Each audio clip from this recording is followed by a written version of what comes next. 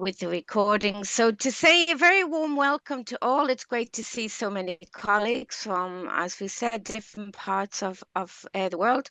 We have people from the UK, Scotland and Wales, and also Ireland. We have Canada and New Zealand, and we have registrants from Thailand. I hope I haven't missed anybody out.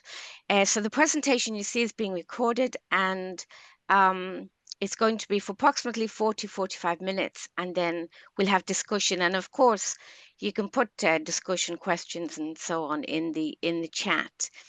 So I will put a feedback form, a link to a feedback form in the chat, and I'll send it around also afterwards by email. So to say, I'm very delighted James has decided to join us, James Derounian, and he's going to share his insights into his current research.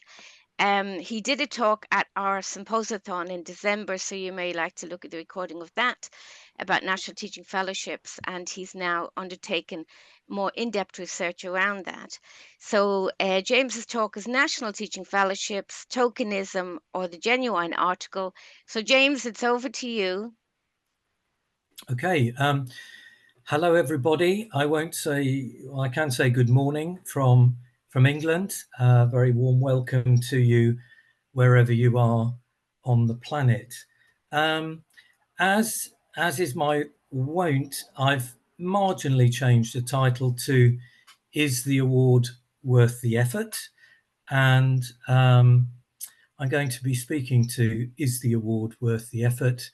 with Martina's help. Martina is going to be sharing the presentation, and you should be able to see that very shortly. So very briefly, I got my National Teaching Fellowship in 2007, and to be absolutely clear and to make some of you very jealous on this Monday, my award came with £10,000 sterling, so a lot of money. I was extremely fortunate, and that was able to be spent on my continuing professional development, CPD. So I think we'll just start with one quote that sets the scene, and it's something which I'm not sure we hear often enough.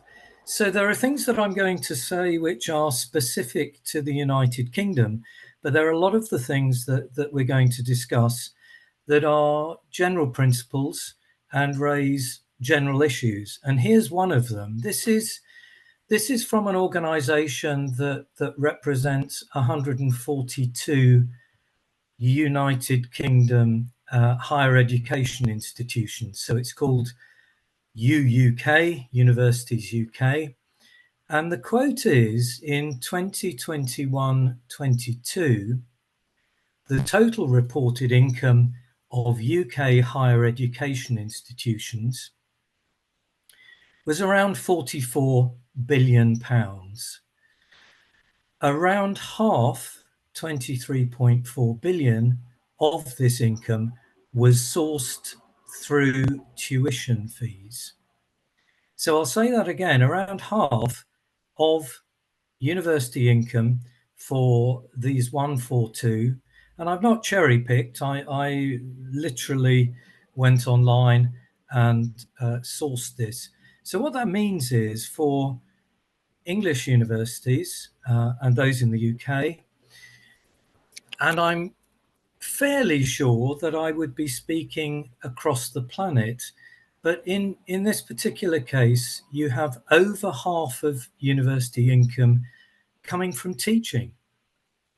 And that flows into one of the things behind my research, which is we hear our senior managers and universities cracking on about how wonderful their teaching is and how much they care about their students and their teaching staff.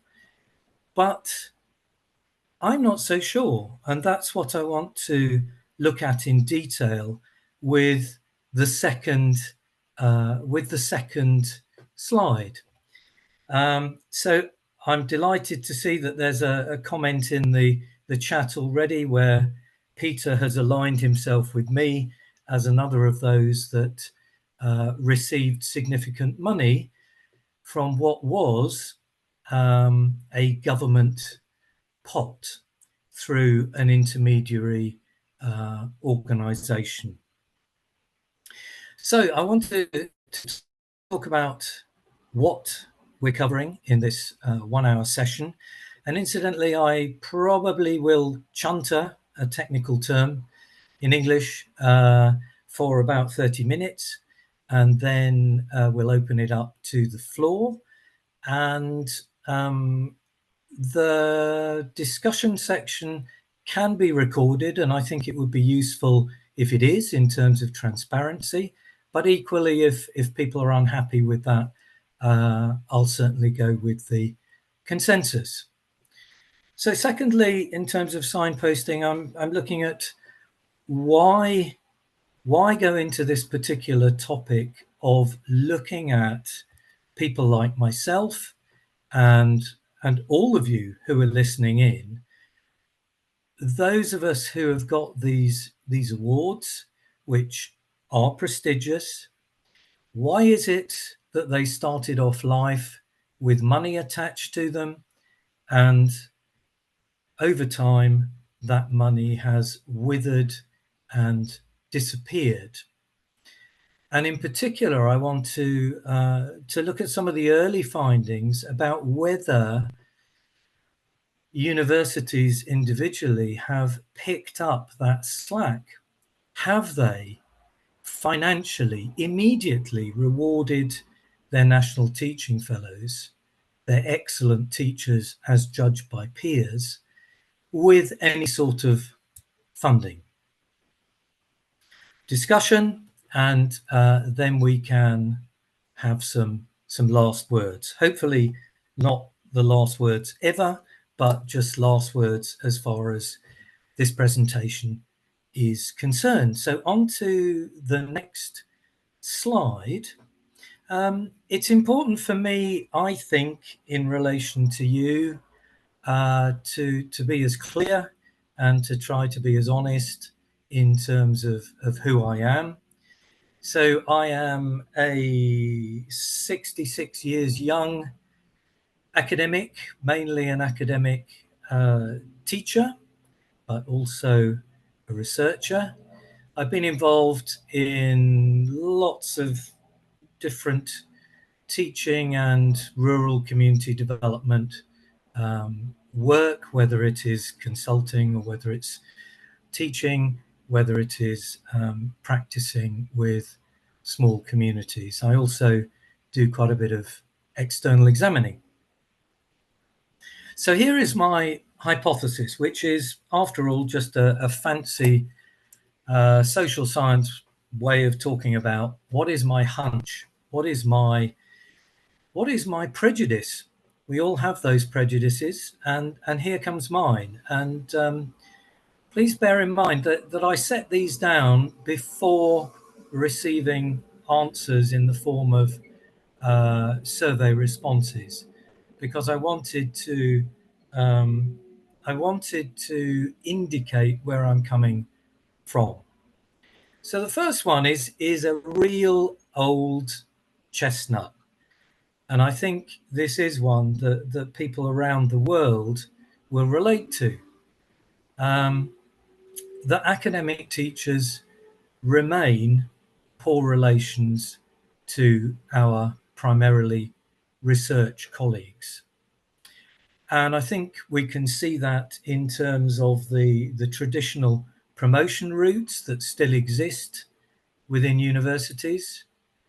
And secondly, in particular with these national teaching fellowships, of which there are around about 50 each year.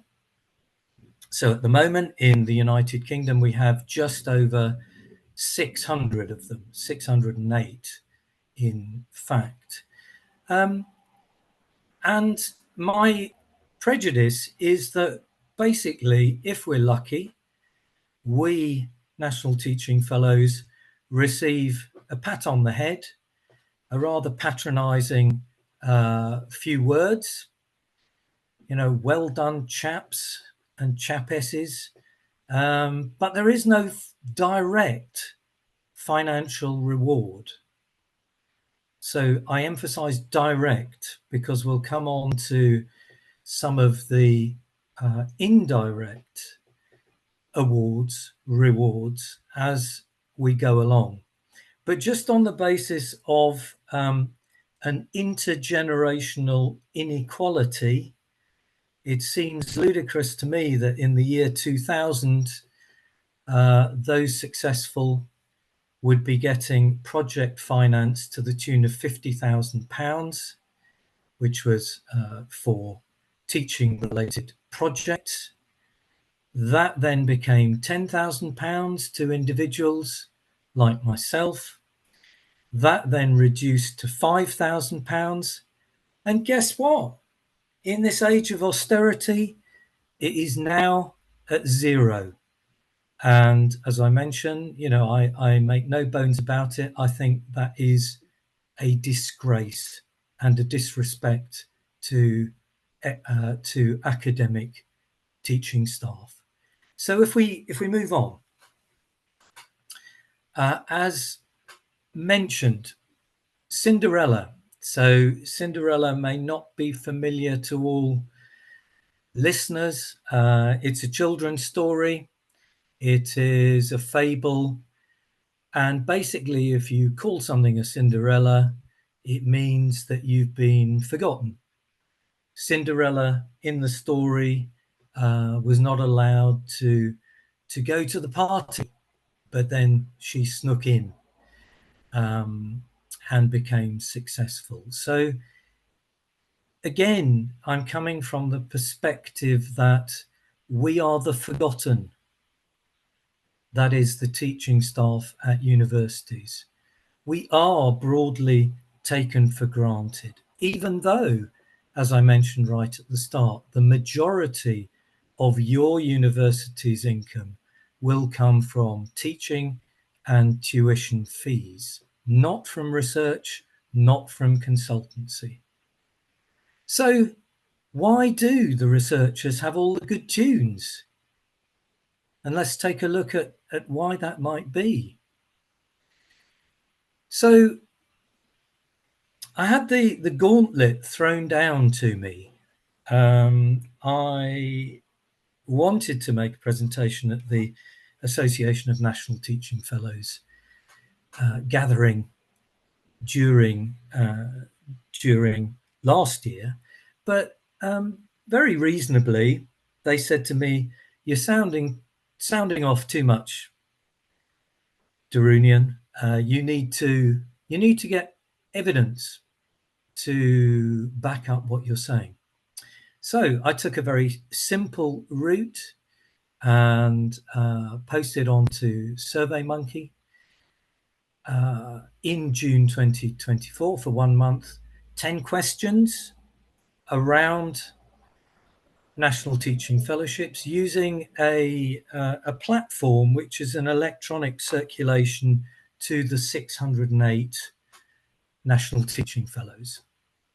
All the way from, we're looking at way back to the 2000s up until 2024.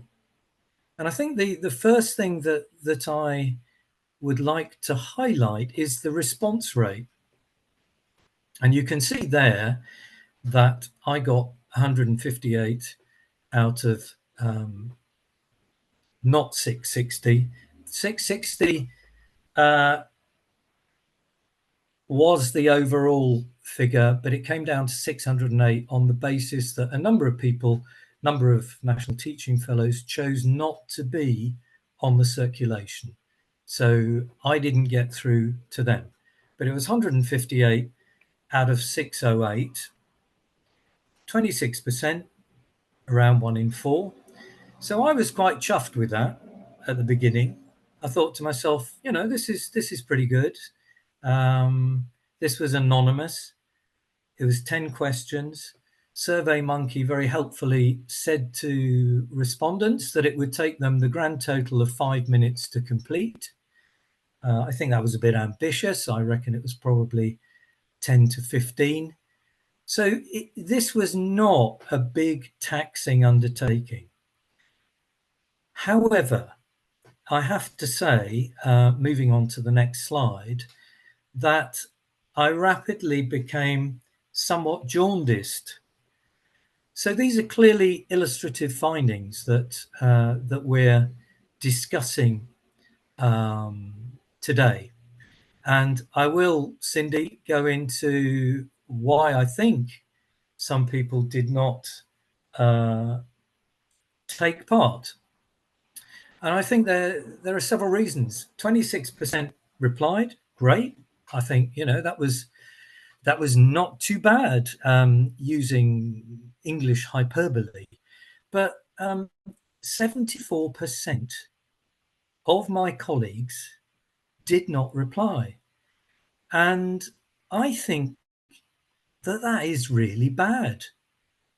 And you know, I could be much more forceful, but at this point, I'll just say, in answer to the questions, I think there were a number of reasons. I think, on the one hand, yes, we're all busy people.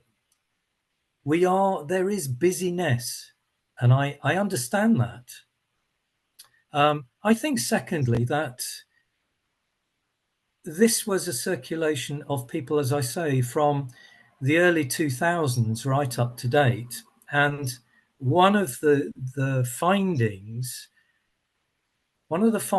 was to see that a majority of responders had received their National Teaching Fellow more recently, since 2016 or so. And I can understand that somebody who got theirs in 2000, in 2024, a lot of life has happened. And, you know, 24 years or whatever will have passed, and a teaching fellowship may not have the same ring of immediacy, shall we say. On the other hand, and this is a prejudice, so, you know, amber lights, spoiler alert, I cannot help feeling, and this is brutal, I admit, that there is a degree of complacency from my fellow National Teaching Fellows. 74% did not engage. I cannot help feeling that there is a certain degree of, I'm all right, Jack. Keep your hands off of my stack, which, for those who listen to 1970s progressive rock, will recognize that is from Pink Floyd, Wish You Were Here, who I saw live at Nebworth somewhere into the middle 1970s, just as an aside. So let's carry on. For those who responded, I am extremely grateful for the time that you will have taken and that they have taken. The first key response relates to reward and money. So 84% of those 158 respondents received help from their own university to apply for this recognition, this National Teaching Fellowship. And the help came from mainly from colleagues, from existing National Teaching Fellows within their institution, and thirdly, unsurprisingly, from learning and teaching units or sections. Again, somewhat shockingly, I think 15% 25 respondents said, and I only have the word for it, and incidentally, in terms of social desirability bias, remember, all of this is anonymous. All of this is confidential. All I refer to in this presentation and in my written write-up are response numbers. So number 1, 2, 3. But 15% received no help, they say, from their institution in applying, meaning that they were left to it without a life buoy, without the advantage that, for example, I had.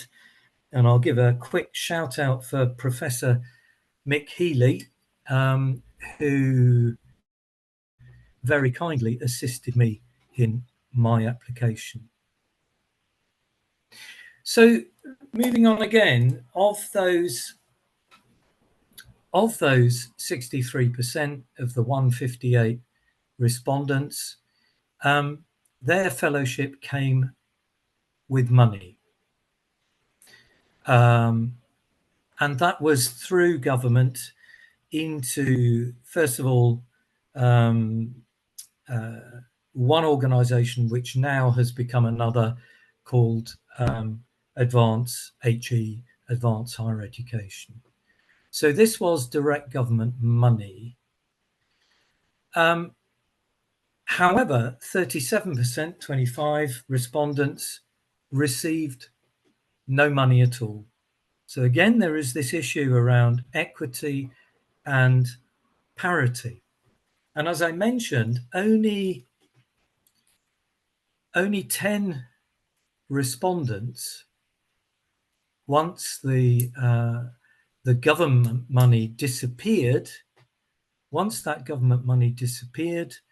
only 10 respondents showed their higher education authority, their higher education institute, taking up some of the slack and putting its own money into what it markets as excellent teachers, and that goes into direct marketing, recruitment, which of course equals students, which equals £9,250 per head tuition fee per student. So a very poor indication, not only of government recognition of excellent teachers with that money being axed, but then the universities and colleges themselves barely stepping up to the plate. And I'll give you another interesting aside. I'm very much a person for what I call strategic opportunism. So there I was on Saturday afternoon in a local supermarket. I'll say that again, local supermarket.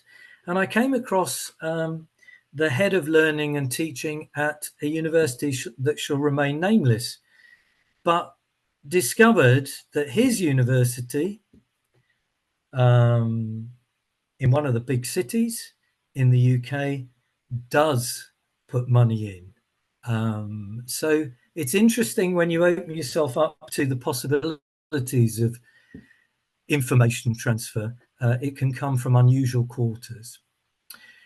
So moving on again with some of the key findings from this 2024 research. We mentioned right at the beginning that it isn't all about the money. Of course it isn't. And colleagues came back with various indirect benefits, nothing to do with the money, or maybe something to do with the money.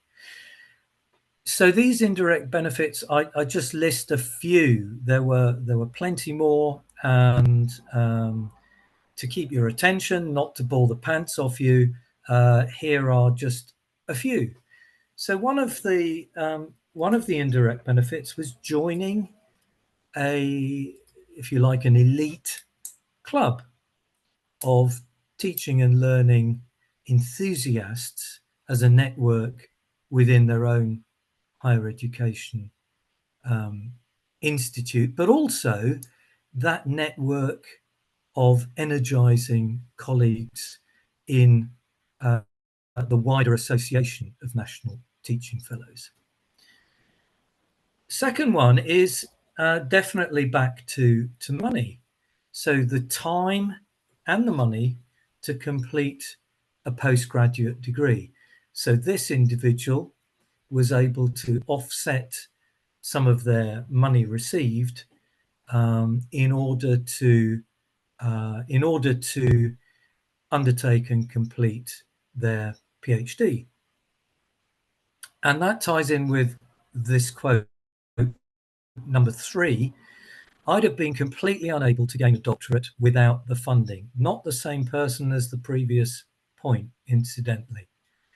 So there were quite a few indirect comments about the importance of finance. And then finally, a further indirect benefit listed by some was the fact that they were able to mentor others in applying for a teaching fellowship. So those are indirect benefits. Let's move on to take a quick look at why a financial reward, because I asked it directly of people. I asked, was or would a direct financial reward encourage you, or did it encourage you to apply for a fellowship? And these were positives that were voiced by respondents. So the first one is talking about recognition. So yes, a National Teaching Fellowship, it's a badge of honor. It is, or it can be seen as prestigious, providing status. But this respondent also encapsulated what many said, which was, but it's also beyond the recognition about the ability to build on your success and to do more. So it is the recognition of what's gone before, but it is providing the wherewithal to carry forward good work. Secondly, financial reward, according to another respondent, made the lengthy process of applying more attractive. And certainly in the case of UK teaching fellowships, it is an arduous process. It's not something you can just dash off at 4 p.m. on a Friday afternoon and bung in the following week. I can't even remember the number of drafts that I put together over many months. And then a couple of final points in terms of why the financial reward was so useful. It offered some freedom to do something that I had more choice or control over. So we're all very used to going to our staff appraisals, our annual staff reviews, and to bastardize a comment from John F. Kennedy. Those sorts of staff reviews are more about ask not what the university can do for you, but what you can do for the university. This is about what you might be able to do and what you have choice over. I was extremely lucky. One of the things I did, if you're not already green with envy, I was exceptionally fortunate. I was able to take myself off to an amazing conference run by HERDSA, which is the Australasian teaching and learning outfit. So I was able to go to Rotorua to present a paper, to take part. It was the most incredible conference in terms of organisation that I've ever been privileged to go to. And then finally, financial reward, enabling CPD, continuing professional development in many different guises, attending conferences, and so forth. So then onwards, and we're moving towards the end because I do want to give people plenty of time to join in and contribute. So also amongst the results, people came up with lots of reasons other than the money. Kudos was one of those things. So it was saying that the title, the status was reward in its own right. And the next one I do like very much. I think is really to the point. Money ran out, whether it was 10 grand, 5 grand, or a few thousand from, say, a university itself. Money ran out, the title doesn't. So the title sticks. Next point is that a number of people pointed to not the immediate return, but that the NTF contributed to promotion or change in role. However, and again, I don't have the time just this morning for me, to go into this, but that headline of contributing towards promotion covered a multitude of sins from a number of people who said things like possibly, probably, maybe, not sure whether this contributed, through to contributed, to strongly contributed. What it didn't pick up, and I was slightly surprised, and I'd be very interested to know if you, listener, know of or are somebody who received a professorship directly as a result of your teaching fellowship. So there's sort of whisper on the wind that there might be some who automatically received a professorship once they achieved their National Teaching Fellowship. Just to say, in brackets, I did not. So, final quote on the indirect benefits. I was more motivated by the career development potential, and that links back to the last point. People perceiving or actualizing the fact that their teaching fellow did, to some extent, great extent, no extent, limited extent, enable promotion. Onwards, please. So this is a very busy slide. I apologize, but what you've got here is a strengths, weaknesses, opportunities, threats as far as National Teaching Fellowships are concerned. So would anybody like to pick a line? We could go for the first line, which begins with externally. We could go to the second line, I've gained, or the third line, one of my career highs. So let's have what am I bid? Who would like to go for line 1, line 2, or line 3? And there is a deafening silence. Help me, people.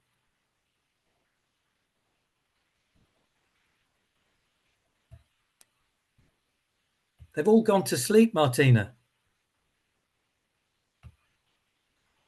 I'll go for line 2. People Okay, are putting some great. things in the chat, but maybe go for line 2. I think is Line 2. Okay, sorry, I can't see the chat because I'm sharing the screen, the screen. So thanks for that. Yeah, line 2, James.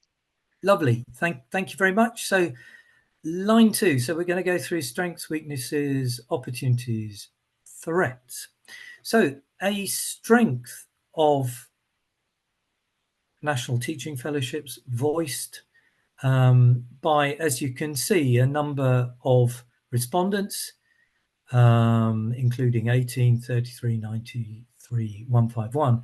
I've gained so much personally from being part of the NTF community. So this is back to the idea of the association of 600 plus National Teaching Fellows being energizing, being a community, a supportive community, encouraging, enabling, capacity building. A weakness voiced by these three was that the teaching fellowship is invisible. It's little valued, less understood. People are uncertain about how colleagues felt, and some even said that their colleagues were indifferent. Opportunities.